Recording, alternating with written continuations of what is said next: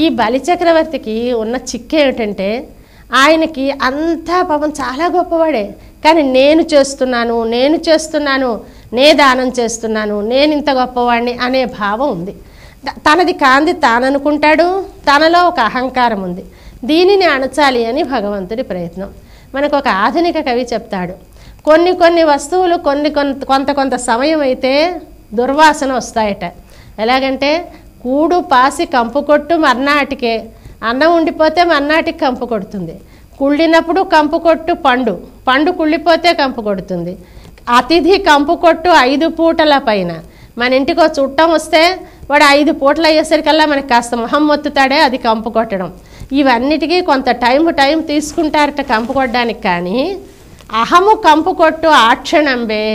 మనలో అహంకారం కానీ ఉంటే ఉత్తర క్షణంలో మనలో ఉంది అనగానే ఎంత మనం కంట్రోల్ చేసుకున్నా, పైకి తెలియకూడదు అనుకున్నా, ఏ కనుల కదలికలోనో, ఏ హస్త చాలనంలోనో, ఏ భ్రూ విక్షేపంలోనో మనకున్నటువంటి అహంకారం బయటికి తెలిసిపోతుంది. తెలియగానే పక్కవాడికి మన మీద అసహ్యం వేస్తుంది. అందువల్ల అహంకారం ఉండకూడదు. అటువంటి అహంకారాన్ని తొలగించాలి బలిచక్రవర్తికని తాను త్రివిక్రముడై ఆ స్వామి ఇంద్రునికి కావలసిన సంపదను ఆయనకిచ్చి ఈ బలిలో ఉన్న చెడు గుణాన్ని తొలగించి ఇద్దరినీ రక్షించాడు. అందువల్ల ఉత్తముడు ఆయన. ఆ ఉత్తముడి పేరు పాడి ఆయన గురించి కీర్తించి, మేము మా వ్రతం కోసమని నాంగల్ నం బావైకు షార్తి నీరాడినాల్, మేము మా వ్రతం కోసమని స్నానం చేస్తే చాలండి. అంటే మేము మా వ్రతాన్ని మా మట్టికి మేము మా వ్రతాన్ని చేసుకుంటూ ఉంటే అంతే. భగవద్ ఉపాసకులు వాళ్ళ ఆధ్వర్యంలో వాళ్ళు ఏదో లోకాన్నందరినీ మేము బాగు చేసేస్తాం అనుకోక్కర్లేదు.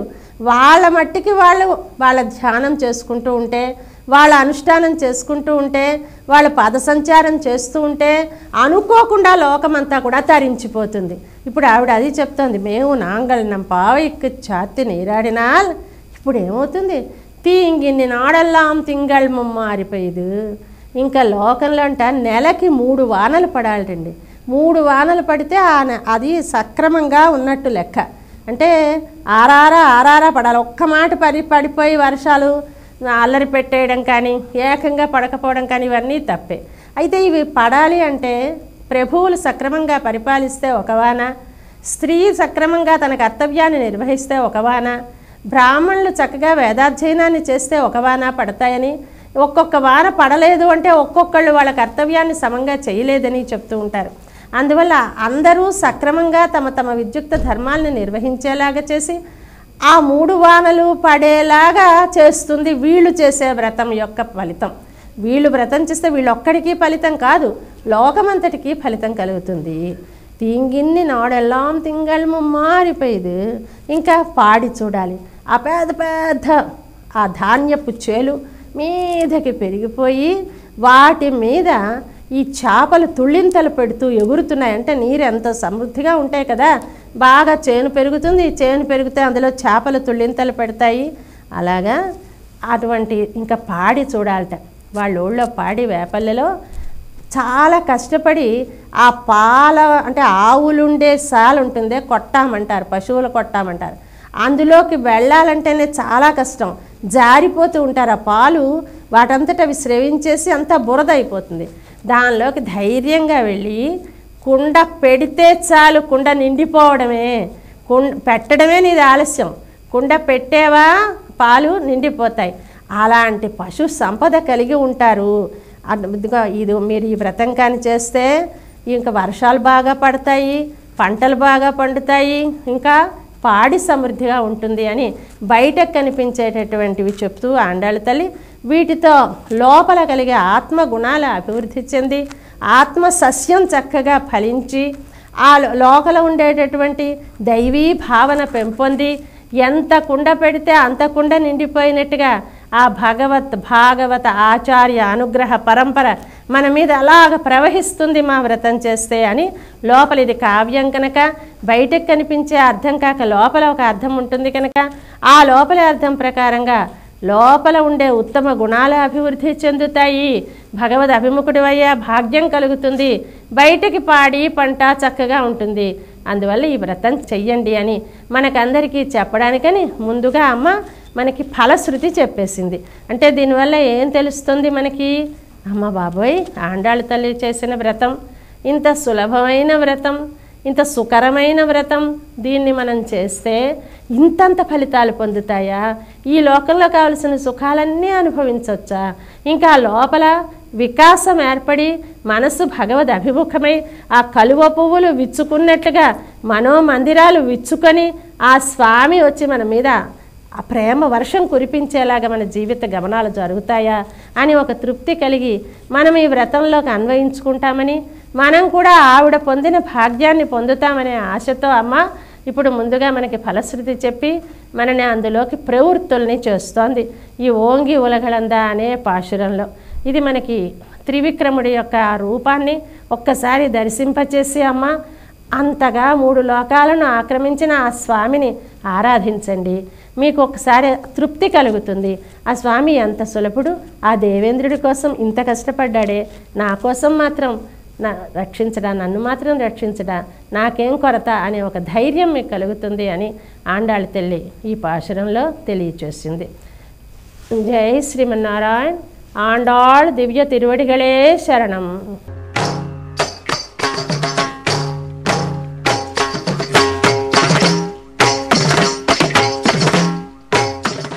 ஓங்கி உலகளந்த உத்தமன் பேர் பாடி, ஓங்கி உலகளந்த உத்தமன் பேர் பாடி, ஓங்கி உலகளந்த உத்தமன் பேர் பாடி, ஓங்கி உலகளந்த உத்தமன் பேர் பாடி, நாங்கள் நம் பாவைக்கு சாற்றி நீராடினால் தீங்கின்றி நாடெல்லாம்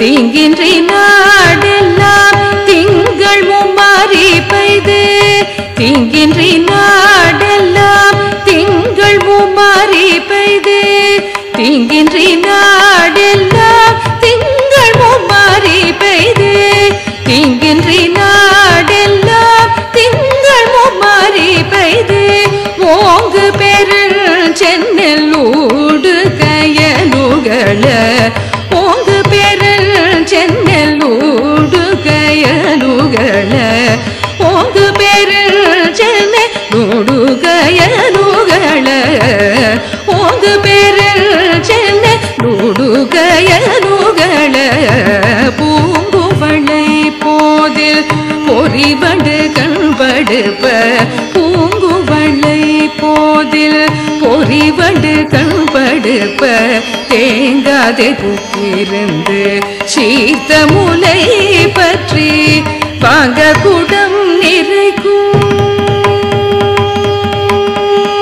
வாங்க குடம் நிறைக்கும் வள்ளல் பெரும் பசுக்கள், வாங்க குடம் நிறைக்கும் வள்ளல் பெரும் பசுக்கள், வாங்க குடம் நிறைக்கும் வள்ளல் பெரும் பசுக்கள், வாங்க குடம் நிறைக்கும் வள்ளல் பெரும் பசுக்கள், நீங்காத செல்வம் நிறைந்தேலோரெம்பாவாய், நீங்காத செல்வம் நிறைந்தேலோரெம்பாவாய், நீங்காத செல்வம் நிறைந்தேலோரெம்பாவாய்,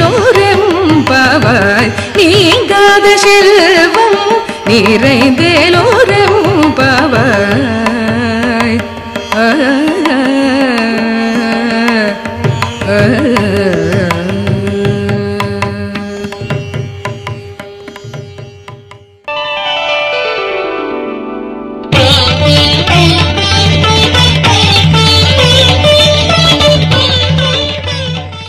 వరాహస్వామి భూదేవికి వేదసారాన్ని ఉపదేశించారు.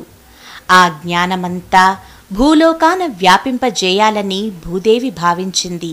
అవతార సూక్ష్మాలు తెలిసిన స్వామి గరుత్మంతుణ్ణి ముందుగానే విల్లి పుత్తూరులో పెరియాళ్వార్గా సృష్టించారు. ఆ తరువాత భూదేవి గోదా అనే పేరున అవతరించింది. తులసి వనంలో తులసి పాదులో 5 కుడిక్కు ஒரு మహాళాయిగా వచ్చి గోదా అవతరించింది. ఐందు కుడిక్కు అంటే 5 తరాలకు కలిపి ఒరు మహాళాయ్ ఒకే మహిళగా జన్మించింది. పెరియాళ్వార్, గోదాదేవి మాత్రమే కాదు, ఇంకా ఎందరో మహానుభావులు అవతరించిన పుణ్యక్షేత్రమిది. మీ అభిప్రాయాలను, సూచనలను మాకు తెలియజేయాల్సిన చిరునామా భక్తి TV, care of Rachana television private limited, road number 92, Jubilee hills, Hyderabad 5,96,000. మా ఇమెయిల్ ఐడి bhaktihyd@gmail.com. మా వెబ్సైట్ www.bhaktitv.org. Phone number 9010222333.